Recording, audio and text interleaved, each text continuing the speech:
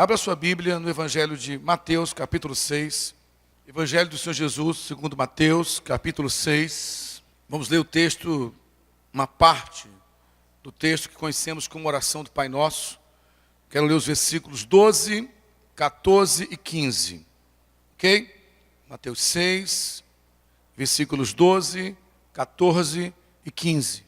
Mateus 6, 12, 14 e 15. Quem encontrou pode dizer amém? Perdoa as nossas dívidas, assim como perdoamos aos nossos devedores.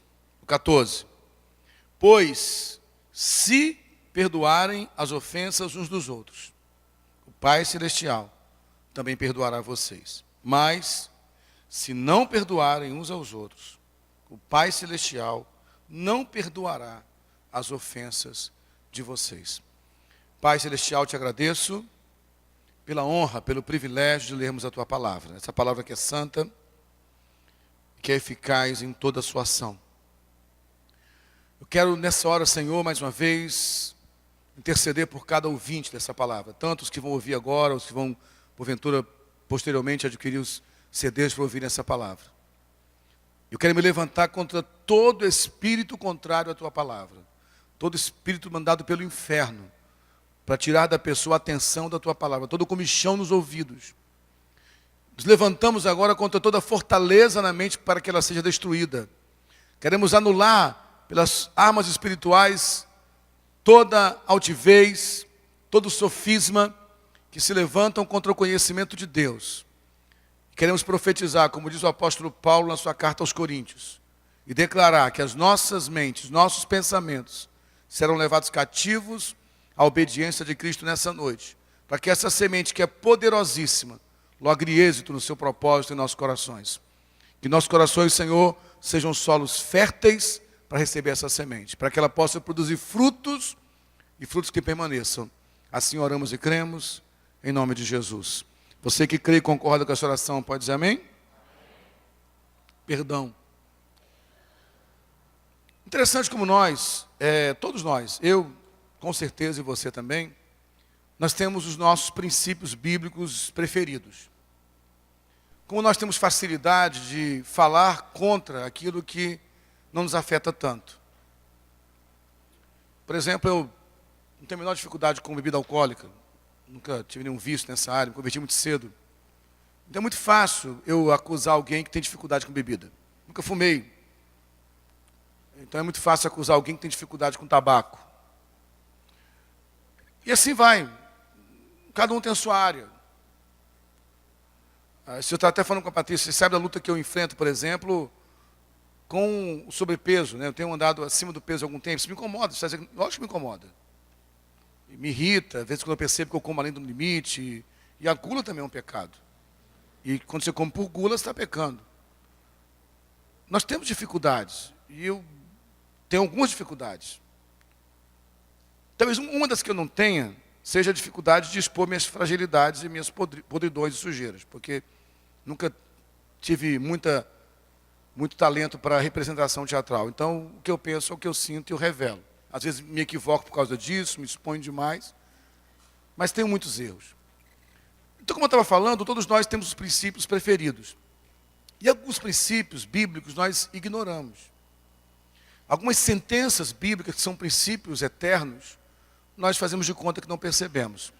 Quando falamos, por exemplo, de semeadura, hoje a Elo voltou a citar a questão da semeadura, e ela, de maneira muito equilibrada e sábia, diz que semeadura não se fala só de dinheiro. Na hora da oferta, nós ligamos a semeadura ao dinheiro, porque é hora de contribuir com finanças. Mas a vida inteira, nós estamos semeando e colhendo. A vida inteira. Nós semeamos e colhemos. Para não deixar, como diz o Vandré, para dizer que não falei de flores, né, na música dele lá, então para dizer que não falei de Copa do Mundo, a gente está muito triste com o que aconteceu com o Brasil, mas nós semeamos e colhemos. Falta de organização, falta de estrutura. A gente, como torcedor, torceu até o final acreditando, por amor, a gente sabia que não tinha estrutura, não tinha organização. Aí você pega uma Alemanha que foi campeã, que quase os argentinos ganhavam, né? Eu estava ali, só não vou dizer que estava orando, porque eu sei que Deus não se mete nesse negócio, mas estava desesperado ali. Mas porque você vê a estrutura dos caras, a organização que os caras tiveram, eles plantaram para colher. E assim é tudo na vida. O que muitos não entendem é que a questão do perdão é um princípio também inegociável da parte de Deus. E um princípio também de semeadura e colheita. Porque semeadura e colheita tem a ver com questões condicionais. Se eu fizer isso, acontece aquilo. Se eu fizer aquilo outro, acontece aquela outra coisa comigo. Se eu não fizer, não acontece tal coisa.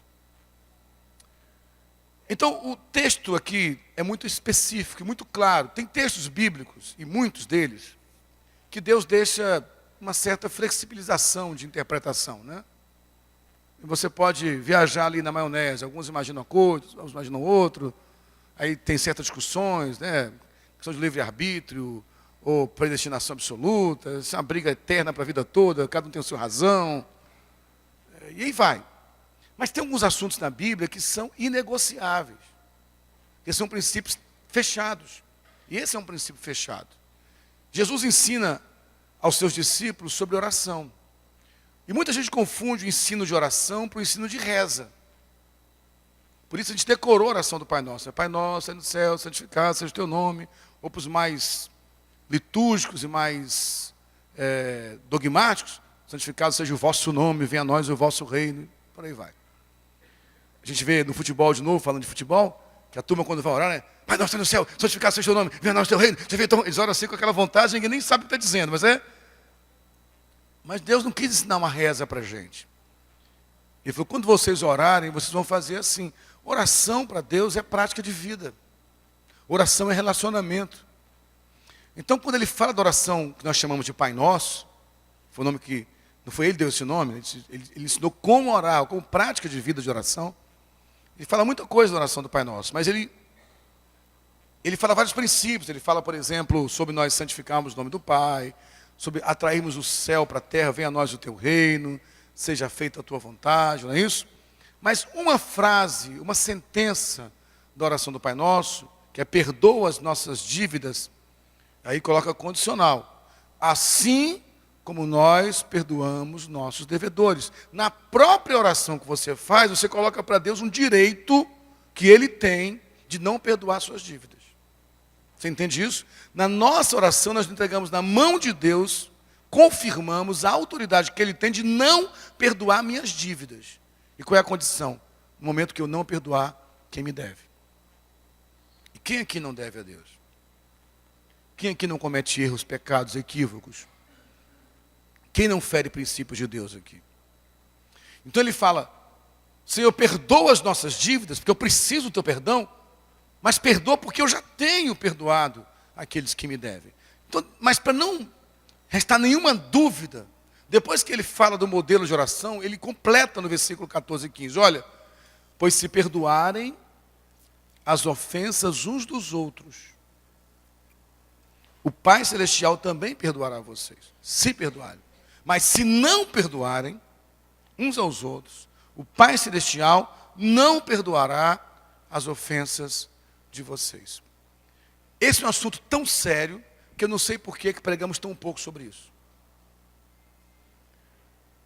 Perdão é uma questão, se fosse falar em linguagem jurídica, sine qua non, não tem acordo, sem a qual é impossível você conseguir alguma coisa. Não tem possibilidade. Você entende? Se eu não libero perdão, você pode dizer, pastor, mas, por exemplo, tudo na vida da Bíblia é assim, ok, mas a Bíblia fala, por exemplo, que aquele que ora deve crer, não é isso? Mas você vê, por exemplo, aquele homem que disse, Senhor, cura meu filho que está enfermo, e ele fala, tudo é possível se você crer. E ele fala, eu creio. E depois ele completa, ajuda-me na minha incredulidade. Ele titubeou ali. E mesmo assim Deus atendeu a oração dele. Você entende o que estou falando? Amém, irmãos? Amém? Agora, na questão do perdão, ele foi claro. Se você não perdoar quem te deve, o teu pai também não te perdoa.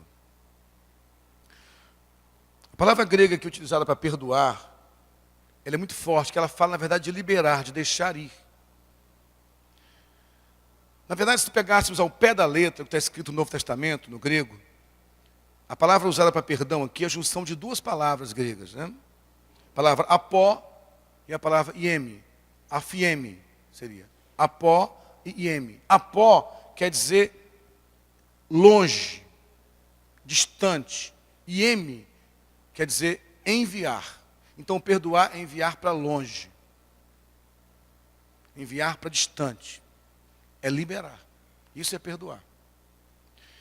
Perdoar, na verdade, é quando nós liberamos a pessoa que nos ofendeu e liberamos a sua ofensa para longe. Nós jogamos para longe de nós. Por isso que a Bíblia fala que ele lançou os nossos pecados, ele lançou no mar do esquecimento. Ele lança para longe. Perdoar é jogar longe. É uma decisão de alguém que eu não quero mais apontar essa dívida para o outro. Eu não quero mais mostrar o quanto ele me deve. Eu decido jogar fora. E jogar longe. Em outra língua antiga, que é o latim, de onde veio a Bíblia Vulgata, do latim, a palavra é perdonare. E perdonare é outra junção de palavras muito interessante, porque per quer dizer total. E donare quer dizer uma dádiva, uma entrega. Então, perdonare é uma entrega total, é uma doação plena, total, absoluta. Porque perdão fala de perda. É você entregar totalmente o teu direito. Você tem o direito de acusar, mas você decide não acusar. Isso é perdoar. Isso é perdonar. Em contrapartida, se perdoar é liberar o ofensor, liberar quem te deve, de qualquer acusação, de qualquer peso, de qualquer consequência, de qualquer castigo, de qualquer punição. Perdoar também é se liberar. Porque, na verdade, enquanto você não perdoa, você está amarrado àquela pessoa, àquela situação. Eu conheço pessoas, por exemplo, que não vão a certas festas porque fulano vai estar lá. Ele não vai a certos momentos, certos lugares, porque ciclano vai estar lá. Eu não quero me encontrar com ele. É um peso que você carrega. Começa a limitar seu ir e vir, sua acessibilidade. Lembro de uma pessoa, muito tempo atrás, que se desligou da nossa igreja. Disse, pastor, eu estou indo embora, porque tem uma pessoa que me machuca muito aqui, ela me feriu muito, e eu não consigo participar da Santa Ceia olhando para ela. Eu falei, irmã, e você vai conseguir participar da Santa Ceia sem olhar para ela? Porque não mudou nada. Você vai continuar carregando essa pessoa no teu peito, no teu coração. Então perdoar é rasgar totalmente essa cédula, jogar longe. É não reter mais, não ser preso por isso. Eu já contei aqui uma história, muitas vezes, de muitos anos atrás, que eu preguei em uma cidade, uma igreja muito grande. E essa história marcou muito, porque foi muito emblemático, muito simbólico o que aconteceu ali. Que eu preguei sobre um assunto específico, que também envolvia perdão. E houve um momento que uma jovem, no final do culto, veio à frente chorando e falou, pastor, eu tenho uma dificuldade. E ela disse, eu era crente dessa igreja, que era membro dessa igreja. E um dia eu cometi um pecado, eu transei com meu namorado. E nós procuramos o pastor para falar com ele. E confessamos ao pastor. E o pastor nos ouviu e disse, olha, eu vou cuidar desse assunto. Só que no domingo seguinte era Santa Ceia. E para minha surpresa, ele de púlpito chamou eu, o rapaz na frente, sem nos avisar. Meus pais não sabiam. E ele comunicou o nosso pecado. E o pior, ele publicou isso no boletim da igreja.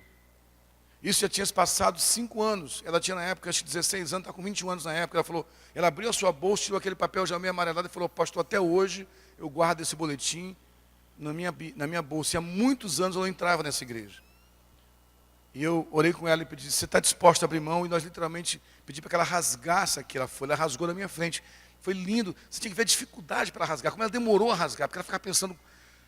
E ela sabia que quando ela rasgasse aquilo, ela ia perder. Porque perdoar também tem a ver com perder controle. Você sabe por que muita gente não perdoa? Porque enquanto você não perdoa, você controla. Só que você pensa e controla, você é controlado na verdade. E esse controle está te matando. Então perdoar é perder, é a dádiva maior, é a dádiva total, é a entrega total do controle. Eu quero falar sobre isso aqui hoje, sobre perdão. Já que o Senhor foi tão enfático conosco, dizendo que se eu não perdoar, eu também não serei perdoado. Lamento dizer que há pessoas aqui hoje com as suas vidas amarradas. Gente boa, gente crente, gente que ora, que jejua, gente que fala em línguas. Gente que entrega dízimo todo mês, que oferta com abundância. Gente que evangeliza, que prega para os pobres. Gente que tem autoridade, ou que vive uma vida de dedicação para Deus, mas que está amarrada por causa da não liberação do perdão. Primeiro eu quero desconstruir com você aqui alguns mitos sobre perdão. Por que algumas pessoas têm tanta dificuldade de perdoar? Também porque foram construídos alguns mitos em torno do tema perdão. E esse é um tema complicado, porque na verdade, a única fé que fala de perdão é a fé cristã. As outras religiões, as mais antigas, não falam de perdão, falam de reparação, falam de punição, falam de castigo, falam de penitência. Ou você reencarna para pagar o seu karma, ou você alcança o nirvana em várias outras vidas, ou você passa por uma penitência, ou você vai para o purgatório. Tem que haver uma punição. Até eu lembro que uma vez eu vi um plástico de carro na rua, e eu falo isso com nenhum tipo de deboche, se algum espírita kardecista aqui, com todo respeito à sua religião, mas tinha um plástico escrito assim, reencarnação, uma questão de justiça. Eu pensei comigo, cruz, uma questão de graça. Porque cruz não é justiça, é graça. Deus, por graça, nos perdoou. Amém, irmão? Você pode dizer amém? Que isso é graça. A graça não combina com justiça. A graça é graça e pronto. A graça driblou a justiça. A graça ela passou por cima da justiça, porque a justiça de Deus repousa na misericórdia. Amém, irmãos? Então, na verdade, perdão é ato de graça. E as religiões não entendem isso, entendem punição, entendem castigo. A fé cristã fala de perdoar. Mas alguns mitos foram levantados. O primeiro mito é o seguinte: eu ainda não perdoei, porque eu não senti de perdoar. Então, por isso, eu acho que ainda não é o tempo de perdoar. Já ouvi essa frase muitas vezes. Olha, eu não perdoei, pastor, porque eu não senti de perdoar. Então, eu acho que não é o tempo ainda. Quando for o tempo, Deus vai falar comigo, eu vou perdoar essa pessoa, que eu vou sentir um negócio aqui dentro, um tremelique, um arrepio no espinhaço. Eu vou sentir um negócio esquisito, é para eu perdoar. Irmão, perdão não é sentimento. Perdão é decisão. Você entende isso? Você não precisa sentir algo para liberar perdão. Você precisa decidir perdoar. Você entende isso, amém? Definitivamente coloque isso no seu coração. Perdão não é sentimento, perdão é decisão. É verdade que há um hiato. É verdade que há um espaço. É verdade que há um período probatório, podemos colocar assim, entre o perdão liberado e o perdão percebido. Dentro de você mesmo. Talvez você libera o perdão e aquela dor continua por um período ainda. Mas vai haver um momento que aquela dor vai ser apenas uma cicatriz que vai te fazer lembrar que algo aconteceu algum tempo atrás. Mas não machuca mais. É sinal que o perdão já foi totalmente percebido. Mas ele primeiro precisa ser liberado. Ok? Segundo mito sobre perdão. Perdoar é esquecer. Definitivamente perdoar não é esquecer. Esquecer é amnésia. É problema de mente, de memória. Deus nos criou com equipamento no cérebro, na nossa mente, que é a memória. Mas a Bíblia fala que Deus lançou o nosso pecado no mar do esquecimento. Ele é Deus, a mente dele funciona muito acima da nossa. A nossa mente funciona com memória. Então você vai lembrar, sim, lógico, que alguém um dia te traiu, que alguém te feriu, que teu marido adulterou, que alguém não pagou uma dívida, que alguém te machucou, que alguém te ofendeu. Você vai lembrar. Perdoar não é esquecer. Né? Então, se alguém passar... Né? Oi? O cadastro está solto, é isso? É isso que está falando? Obrigado. Mas não dá para cair não, valeu. Você está falando alguma ilustração que no pé... Então tá bom, mas tudo bem. Então, perdoar não é esquecer. Tá certo? Você vai lembrar. Deus não vai apagar a tua memória, meu irmão. Amém, meu irmão? Você entende isso? Que tem gente que fala assim, eu acho que não perdoei porque eu não esqueci. Como você vai esquecer? O que vai acontecer, esse é o processo do perdão, que é um processo, repito, perdão, a ação da graça de Deus, é um empréstimo da personalidade de Deus para nós. E quando você abre o seu coração para que a ação de Deus atue através do perdão, porque perdão é uma coisa divina, perdão não é humano, perdão é de gente. O ser humano não consegue perdoar. Deus é quem envia o perdão a você. Aí quando você aceita essa graça de Deus, haverá um processo de convencimento do Espírito para a alma. E no momento que a alma absorver totalmente o perdão, não dói mais. Você entende? Eu tenho aqui, por exemplo, uma cicatriz aqui, ó, né, na minha boca. Eu mexo isso aqui, não significa nada. Mas minha mãe fala que quando eu era criança, aprendendo a andar, eu meti a cara na quina de uma cadeira e chorei pra caramba. Eu tenho uma cicatriz também aqui na testa, brincando e bati com a cabeça. Eu passo aqui, não dá mais nada. Mas eu sei que um dia eu bati a cabeça em um lugar. Você entende o que eu estou falando? Assim são as cicatrizes que a vida vai deixar. Mas enquanto dói demais é porque a ferida não foi totalmente curada. Mas o médico dos médicos só começa o processo da cura quando você fala, eu decido perdoar, eu decido perder, eu decido abrir mão do controle sobre a vida dessa pessoa, eu decido rasgar cédula de acusação contra ela, eu decido liberar, enviar para longe de mim qualquer acusação contra essa pessoa, eu decido quando alguém vier trazer à tona esse assunto, falar, meu irmão, esse assunto está encerrado, porque eu já rasguei essa dívida e já joguei para longe a acusação contra essa pessoa. Você pode dizer amém? Isso é perdoar. Outro mito sobre perdão. Eu não preciso perdoar, basta ignorar a ofensa ou fazer de conta que nada aconteceu. Eu não vou perdoar, não precisa nem perdoar. A pessoa vem, olha meu irmão, desculpa. Não, você não fez nada contra mim. Não, já ouviu essa história? Você sabe que feriu alguém? Irmão, eu te machuquei. Não, você não. Olha, a frase mais horrível que eu ouvi, sinceramente, eu não tenho raiva de ninguém. Eu nunca tive raiva de ninguém. Então você nunca nasceu, querido. Todo ser humano tem raiva. Raiva é um sentimento humano. Deus te deu emoção de raiva. E graças a Deus pela raiva. É isso? Você tem que saber controlar essa raiva. Falei para alguns aqui ontem, né, na classe, na escola Zoe, que a gente fez um pequeno passeio de 2 dias aí, Patrícia, aí para um lugar que estava cheio de argentino. Eu estou com argentino até aqui. Eu estou de azul hoje, mas falando sério. Eu amo meus irmãos argentinos, mas depois da humilhação que a gente sofreu, que a culpa não é deles, a culpa é nossa, eu estava lá no lugar cercado de argentino gritando. Rapaz, eu pensei que estava com raiva, eu estava com inveja, que os caras jogando contra a Holanda, foi até o último pênalti, falou, o Messi perde, o Messi não perdia, o cara agarra, os caras vibrando, cantando, e eu saí, fui comendo no lugar com a Patrícia, passou um cachê argentino cantando, né? Eu na hora respondi, mas já temos 5 títulos, você tem só 2. Ela, amor, calma, eu falei, mas eu estou com raiva desses caras, velho.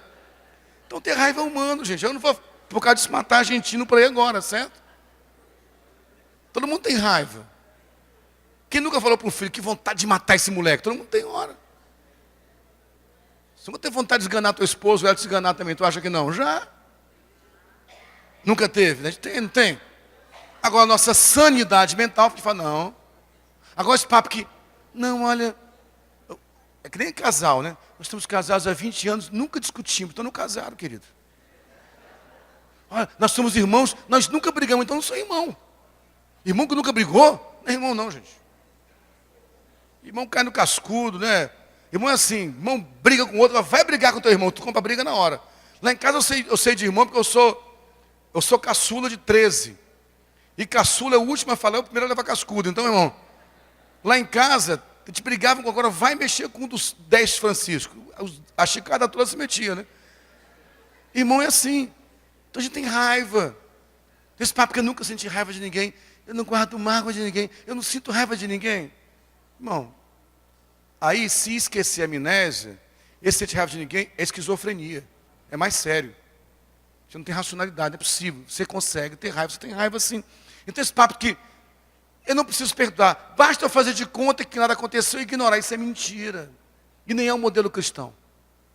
Quer o modelo cristão? Abre rapidamente em Mateus 18, do 15 ao 17. Mateus 18, do 15 ao 17. Que, aliás, é um texto forte demais, né? Olha o que fala em Mateus 18, do 15 ao 17. Se quiser, até pode deixar aberto em Mateus 18, que a gente vai já voltar para ele de novo, tá? Algumas vezes. Mateus 18, do 15 ao 17, diz assim: se o seu irmão pecar contra você, vá e a sós com ele, mostre-lhe o erro. Se ele o ouvir, você ganhou o seu irmão. Mas, se ele não ouvir, leve consigo mais 1 ou 2 outros, de modo que qualquer acusação seja confirmada pelo depoimento de 2 ou 3 testemunhas. Se ele se recusar a ouvi-los, conte à igreja. E se ele se recusar a ouvir também a igreja, trate-o como pagão ou publicano. Esse é o modelo cristão de perdão, gente. Esse negócio assim, não, faz de... Irmão, olha, aquele irmão lá, e pior que as pessoas fazem assim, né? Irmão, sabe aquele irmão lá? Ele fez uma coisa horrível comigo. Mas eu não tenho raiva dele, não. Não significa nada. Ele é um safado, um pilantra. O que ele fez comigo foi uma covardia, mas meu coração é tão puro. Meu coração é alvo como a neve. Eu não sinto nada contra ele. Mas está falando para o outro já. E o outro vai falar para o terceiro, para o quarto, para o quinto. Todo mundo Não, eu só vou contar para o meu melhor amigo. Todo mundo tem outro melhor amigo, meu irmão. Todo mundo tem outro melhor amigo. Né?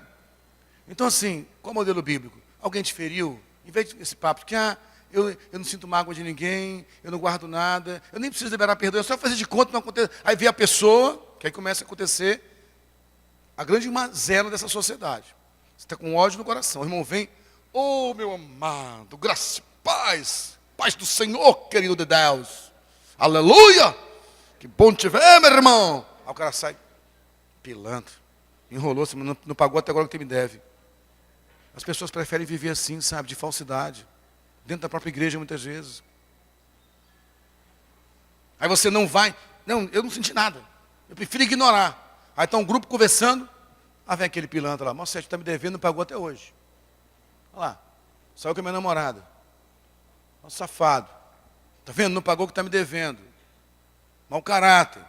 Aí quando o cara chega, meu amado, tudo bem? Meu irmão, seja sincero. O modelo bíblico é o seguinte. Você se sentiu ofendido por alguém? Você veio na igreja, achou que alguém te feriu? O pastor Silfardo te feriu? Não te cumprimentou bem? Virou o rosto quando você estava passando? Não respondeu o seu cumprimento? Você achou que alguma coisa que eu falei foi indireta para você, para te ferir? Seja homem, seja mulher de Deus, me procure após que pastor, aquilo que o senhor falou foi para mim, aquilo me machucou. Seja honesto. Amém, irmãos? Agora, suponhamos que você sabe que alguém te feriu, te traiu, te enganou. Aí você vai até ele. E ele, como cristão que é, meu irmão, me perdoa, eu também me perdoa, foi um erro meu, foi uma falha de caráter. Vamos orar. Mas a pessoa não ouve o teu pedido. Esnoba você. O que a Bíblia fala? Chama um ou mais irmãos contigo. Pessoas idôneas, leva junto. Irmão, só, eu trouxe aqui o fulano, ciclano, para servir de testemunho entre eu e você do que aconteceu. Ele não ouviu? Leve a liderança da igreja. Se nem liderança ele ouviu, a própria Bíblia fala, trate-o como um pecador. Ou seja, alguém que não faz parte do seu relacionamento. Esse é o modelo cristão, gente. Você entende isso? Você pode dizer amém? O último mito sobre perdão que eu quero tocar aqui, eu não peça perdão para mim. Peça perdão para Deus. Só Deus perdoa pecado. Já ouviu isso já? Às vezes vê gente falando assim, até na televisão. Só Deus perdoa. Não pede perdão para mim não, pede perdão a Deus. Quem disse você que só Deus que perdoa? Deus é o único capaz de perdoar os pecados que você cometeu contra Ele, para salvar a sua alma. Agora que você cometeu contra o teu irmão, quem tem que perdoar é o teu irmão. Amém, irmãos?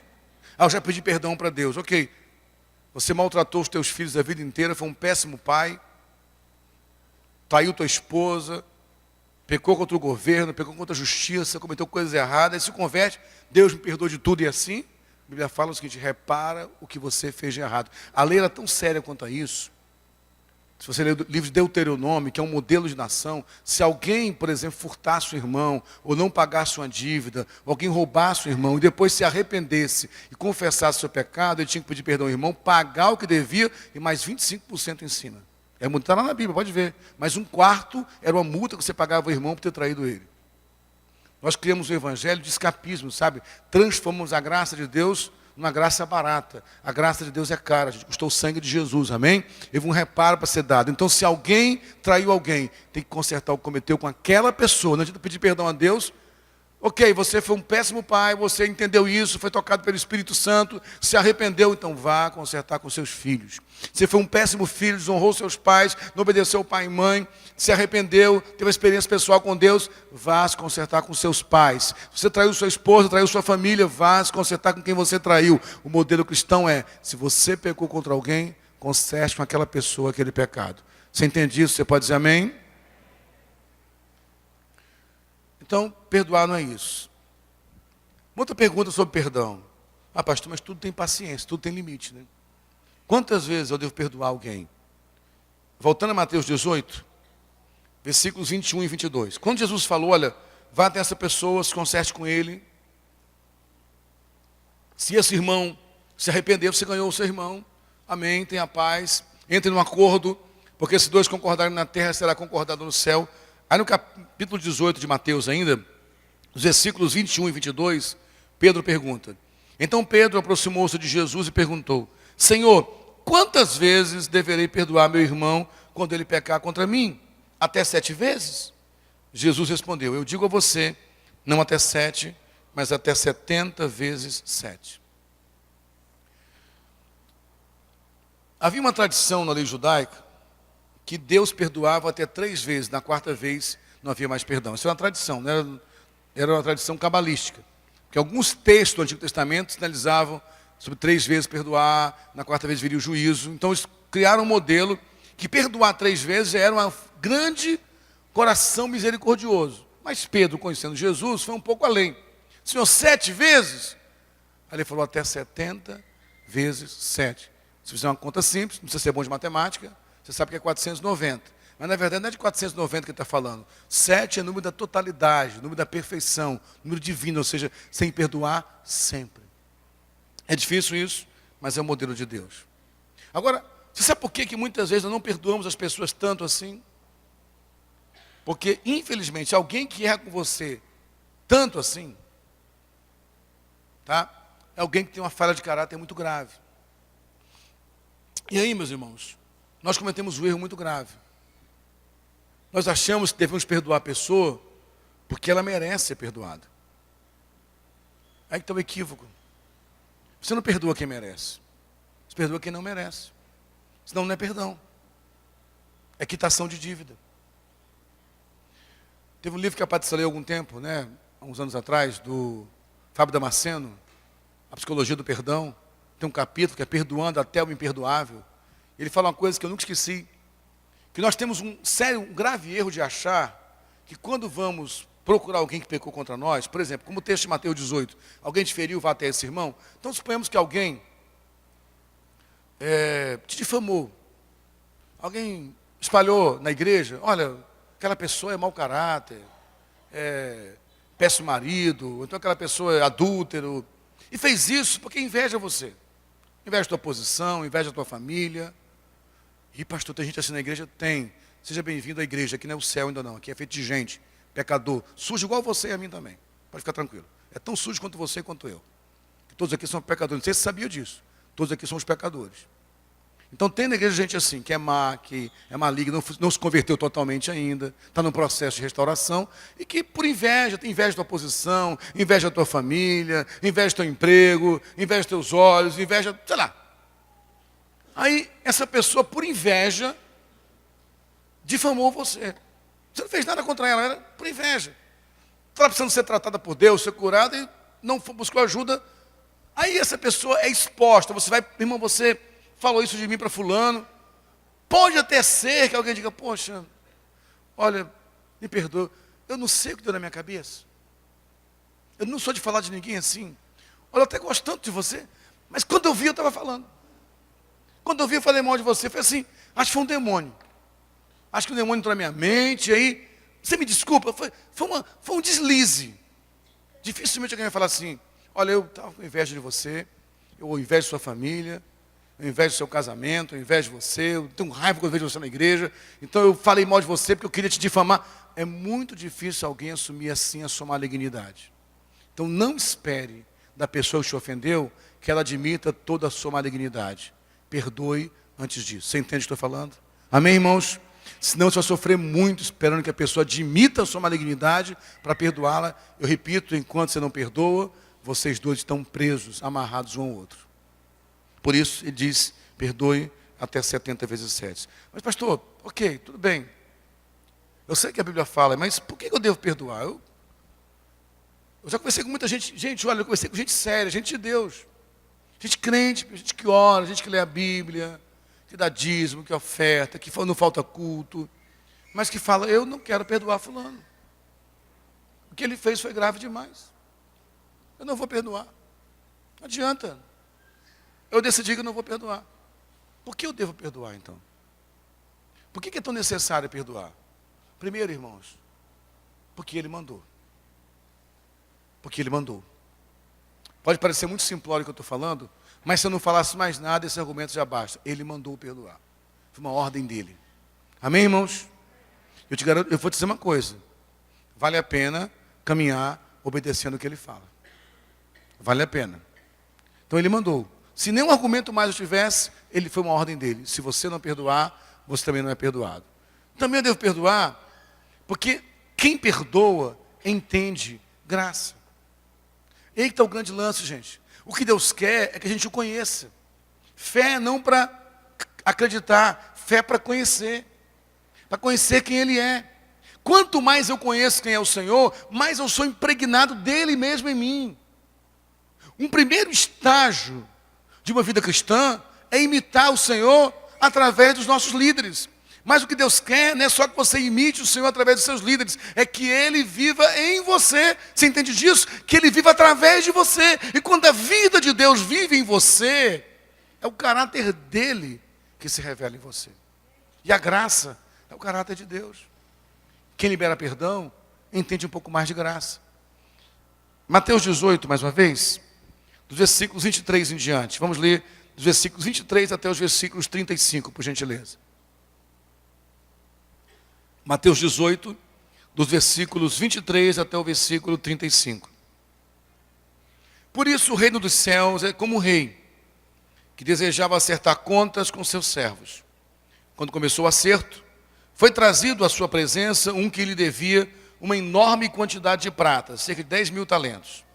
Como não tinha condições de pagar, o Senhor ordenou que ele, sua mulher e seus filhos e tudo que ele possuía fossem vendidos para pagar a dívida. O servo prostrou-se diante dele e lhe implorou: tem paciência comigo e eu te pagarei tudo. O senhor daquele servo teve compaixão dele, cancelou a dívida e o deixou ir. Mas, quando aquele servo saiu, encontrou um de seus conservos, que lhe devia 100 denários. Agarrou-o e começou a sufocá-lo, dizendo: paguem-me o que me deve. Então, o seu conservo caiu de joelhos e implorou-lhe: tenha paciência comigo, eu pagarei a você. Mas ele não quis, antes saiu e mandou lançá-lo na prisão até que pagasse a dívida.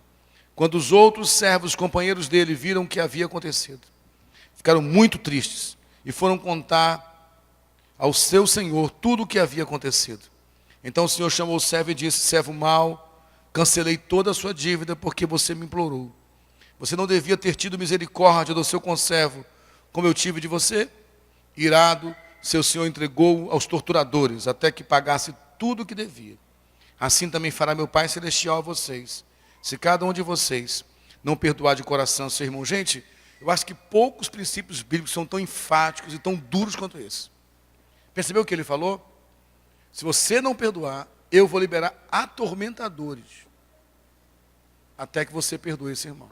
E é exatamente isso que acontece com quem não libera perdão, atormentadores. A história aqui é muito clássica, revela o que é graça.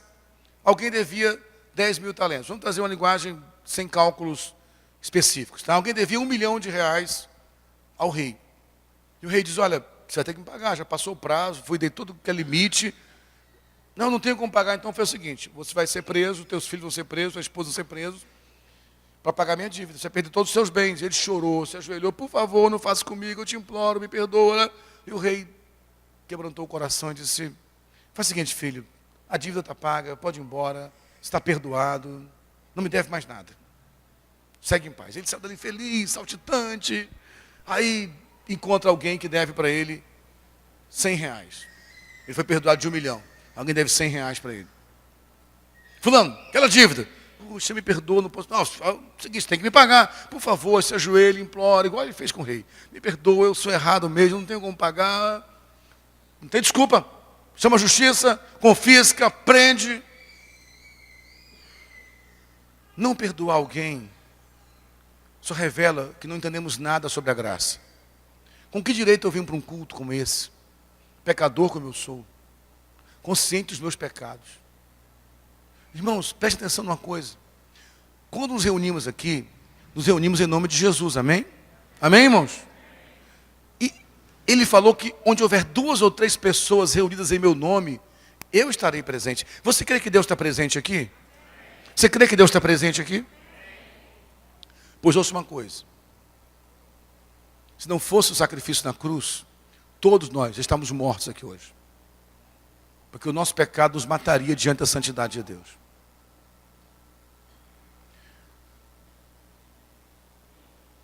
Todos nós já nascemos condenados ao inferno.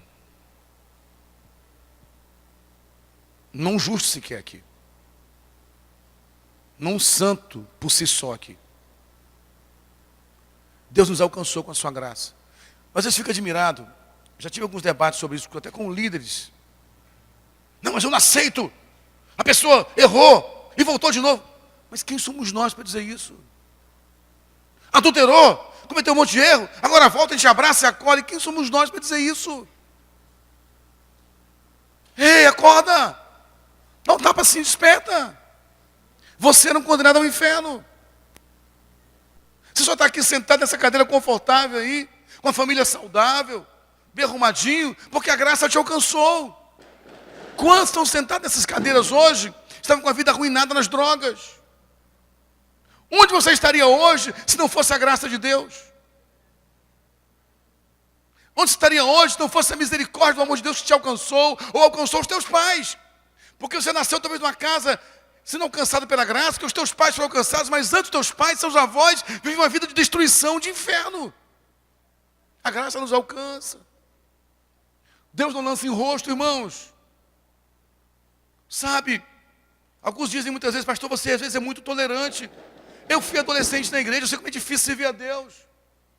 Já cometi meus erros na adolescência. Tive que chorar pedindo misericórdia.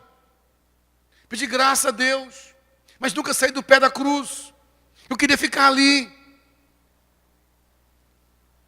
E às vezes eu olho para algumas pessoas que, com seus 40, 50 anos de idade, lembro de um embate que eu tive uma vez com um líder, muitos anos atrás, em outro ministério, por causa disso. Eu falei, o senhor veio para a igreja com 40 anos de idade, fez tudo de errado que o mundo tinha para fazer, e agora quer condenar um adolescente porque dançou, porque cantou alguma coisa. Eu não estou aqui sendo passivo com o pecado, irmãos, entendam isso. Nem estou querendo ser licencioso com o pecado. Nós precisamos começar a mudar nosso discurso. Nós somos condenados ao inferno, éramos rebeldes, caminhando a passos largos para o inferno, e essa rota só parou por causa da cruz.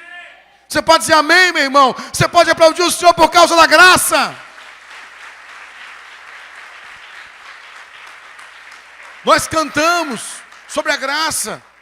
Nós cantamos canções sobre a graça de Deus. E quando alguém nos fere, nós jogamos pesado contra essas pessoas. As lançamos no fogo do inferno. Não entendemos nada de graça. Quem não perdoa, não entendeu o que é graça. E quem não entendeu o que é graça, ainda não tem comunhão com Ele, nem tem parte com Ele. Por isso eu tenho que perdoar. Que perdoar revela que eu entendi o que é graça. Por que eu devo perdoar? Porque perdão não liberado bloqueia o nosso perdão também. Ele falou isso. E o pior, Deus não ouve oração de pecadores, diz a Bíblia. E em Provérbios diz que aquele que confessa o pecado e deixa alcança misericórdia. Deus só nos atende por causa da misericórdia. Você entende isso? Amém? Você entende o que estou falando? Pela graça todos nós fomos salvos. Ok? O que é a misericórdia? Já falamos várias vezes. A graça é um favor não merecido. A graça é quando eu recebo aquilo que eu não merecia receber. E a misericórdia é quando eu não recebo aquilo que eu devia receber. O castigo, a punição. Então eu, além de ter sido livrado da morte, Deus me premia. Através da oração, da busca, da vida, dos princípios estabelecidos por Ele. Mas todos os princípios de Deus repousam na sua misericórdia. E a misericórdia dele só atua na minha vida se eu confesso meus pecados e deixo. Você entende isso? Amém? Está acompanhando? Quando eu não libero perdão para alguém, eu também não sou perdoado. Sabe o que isso quer dizer? Eu estou bloqueando a minha vida de oração também. Como é que Deus pode atender os meus propósitos com o bloqueio que eu coloquei diante dele mesmo, pelo princípio que ele mesmo estabeleceu? A gente aqui que vai para o céu, eu não quero colocar isso em dúvida, que isso é graça, mas que vai viver uma vida presa em muitas áreas, porque não terá resposta de oração, inclusive, porque não libera perdão. Não liberar perdão bloqueia suas respostas de oração. Você entende isso? É um bloqueio. Então eu devo liberar perdão também para que a minha vida seja liberada. Por que eu devo perdoar? Porque perdão não liberado produz raiz de amargura. Hebreus 12, 14 e 15, por gentileza. Hebreus 12, 14 e 15.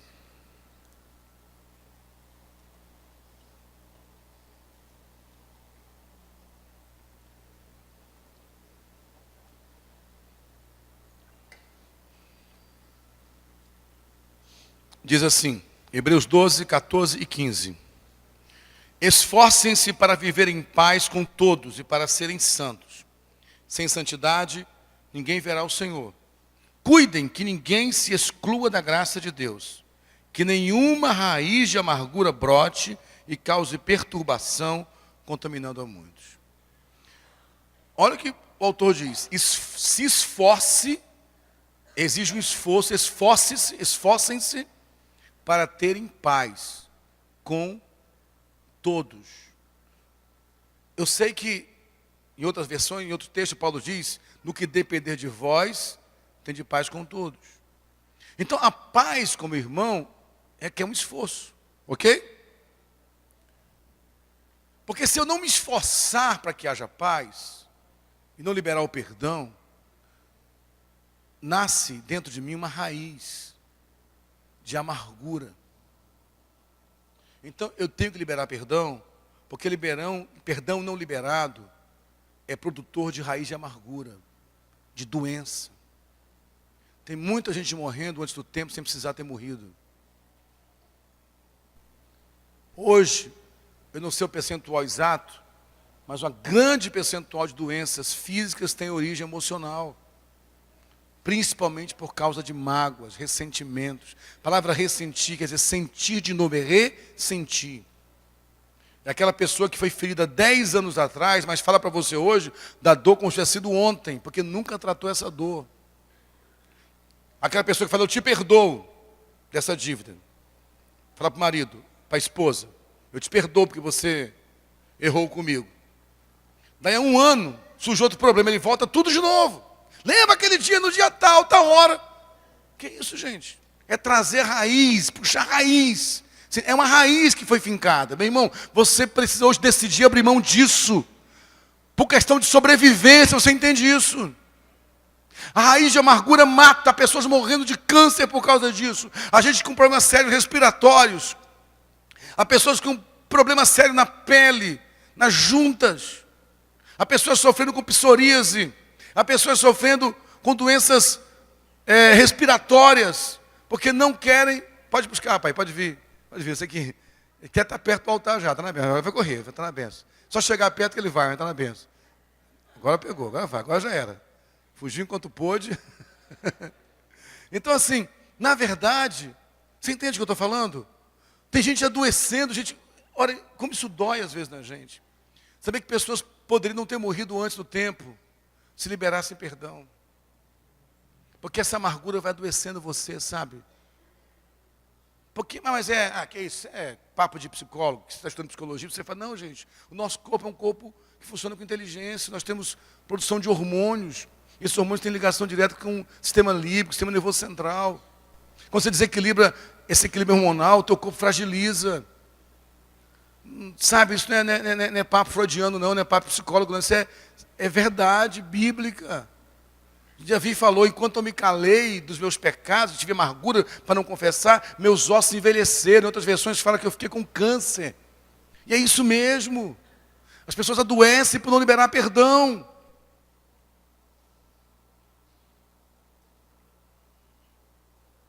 Agora, pastor, não é fácil perdoar. Eu concordo com você. Não é fácil perdoar, porque não é fácil perder. Já que perdoar é perda. Não é fácil abrir mão de controle. Não é fácil lançar para longe de nós aquilo que nos dá, ouça, por mais absurdo que eu vou colocar aqui agora, lançar para longe de nós aquilo que nos dá um certo sentimento de poder. Que quando alguém nos fere, senta com alguém e fala, olha, fulano me feriu tanto. Olha, eu estou tão machucado.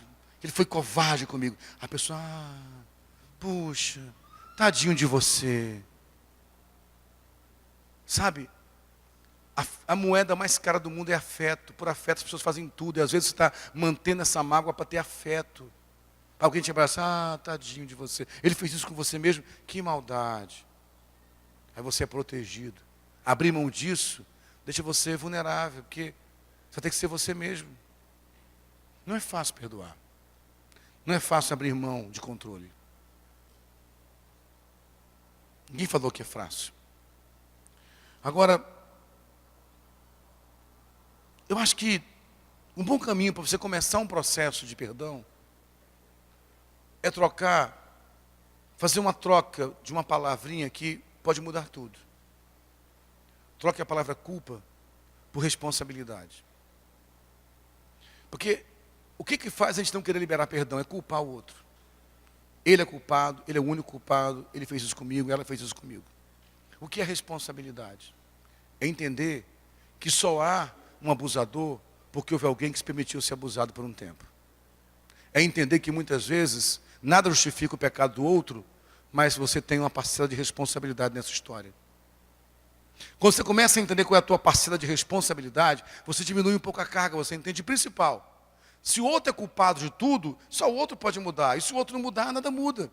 Mas se eu sou responsável por alguma coisa, eu abraço aquilo que é minha responsabilidade e mudo o que é minha parte, eu faço parte da solução também. Você entende isso?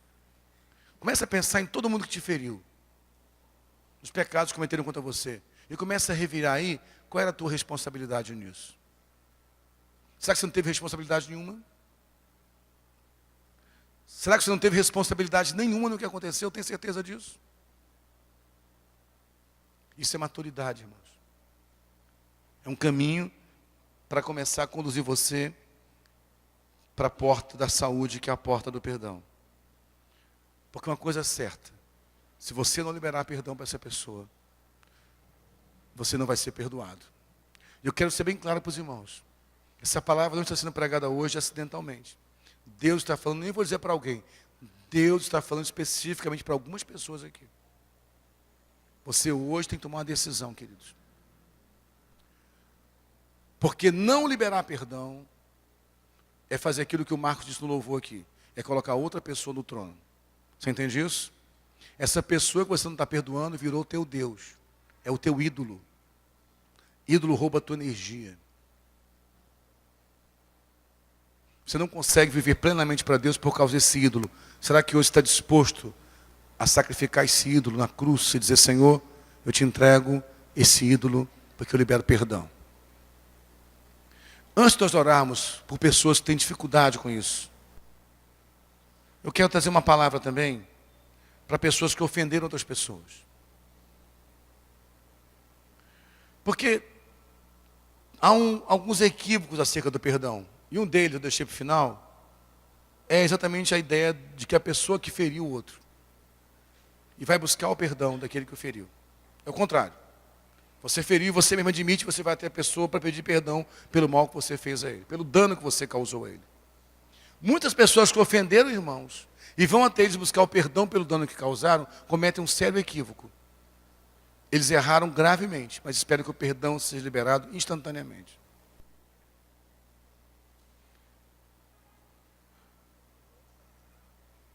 Primeira coisa que eu quero colocar para você que pecou contra alguém aqui, que ofendeu alguém. Por favor, pare de encontrar desculpas para o seu erro. Admita a sua malignidade. Sei que isso é difícil. Quando você porque haverá pessoas aqui que vão ter que liberar perdão para outras. E haverá pessoas aqui que vão ter que buscar pessoas para pedir perdão. Quando você for pedir perdão, pare de encontrar desculpas para o seu erro. Pare de colocar a culpa no demônio. Pare de colocar a culpa na herança familiar. Pare de colocar a culpa no destino. Pare de colocar a culpa no seu pai. Admita o seu mal. Uma coisa que a Patrícia fala algumas vezes no seminário que eu acho muito marcante. Algo simples, mas muito real. Nós desde criança aprendemos a colocar a culpa nos outros. Aliás, isso é adâmico, né? Quando Adão pecou e Deus foi confrontar Adão, Adão, onde você está?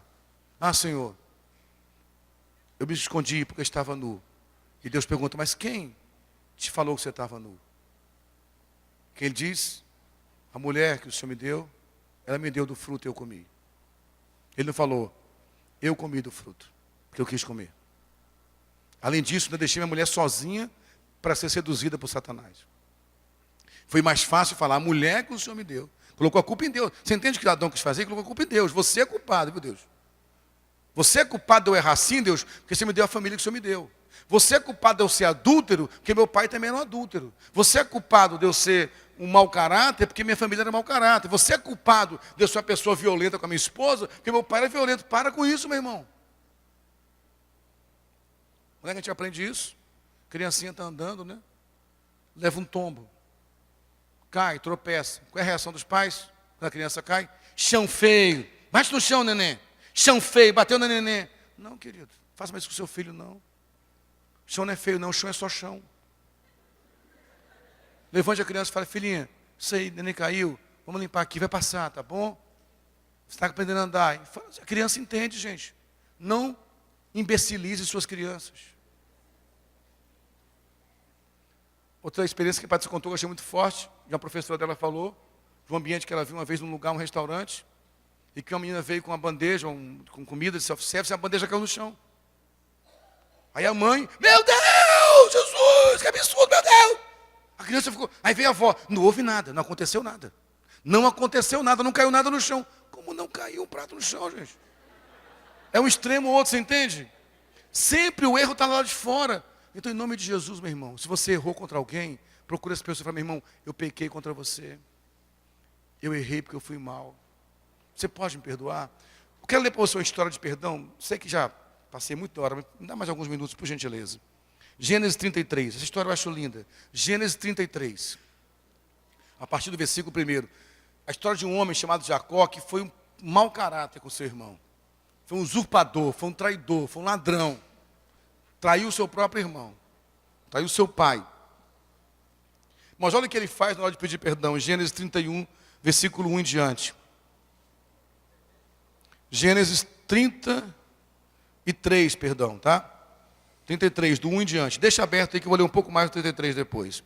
Gênesis 33, do 1 ao 11. Eu vou ler rapidinho aqui, tá? Quando Jacó olhou e viu que Esaú estava se aproximando com 400 homens, dividiu as crianças entre Lia, Raquel e as duas servas, colocou as servas dos seus filhos à frente, Lia e seus filhos depois, e Raquel com José por último. Ele mesmo passou à frente, e ao aproximar-se do seu irmão, curvou-se até o chão 7 vezes, mas Esaú correu ao encontro de Jacó, abraçou-se ao seu pescoço e o beijou. Eles choraram. Então Esaú ergueu o olhar e viu as mulheres e as crianças, e perguntou, quem são estes? Jacó respondeu, são os filhos que Deus concedeu ao teu servo. Então as servas e os seus filhos se aproximaram e se curvaram. Depois Lia e os seus filhos vieram e se curvaram. Por último chegaram José e Raquel, que também se curvaram. Esaú perguntou, o que você pretende com todos os rebanhos que encontrei pelo caminho? Ser bem recebido por ti, meu senhor, respondeu Jacó. Diz, porém, Esaú, eu já tenho muito, meu irmão. Guarde para você o que é seu. Mas Jacó insistiu, não. Se te agradaste de mim, aceita este presente da minha parte, porque ver a tua face é como contemplar a face de Deus. Além disso, tu me recebeste tão bem. Aceita, pois, o presente que te foi trazido, pois Deus tem sido favorável para comigo, e eu já tenho tudo o que necessito. Jacó tanto insistiu, que Esaú acabou aceitando. Para mim, essa é a postura de quem pecou, entende? Eu não vejo isso muitas vezes em pessoas que erraram, e quando vão buscar perdão. Tem pessoas que erraram contra Deus, contra os irmãos, e olha, você pode me perdoar? Foi um deslize. Não, irmãos. Jacó sabia o que tinha feito, ele veio se curvando, sabe? 7 vezes, se humilhando. Ele sabia o mal que ele tinha cometido. Humilhado.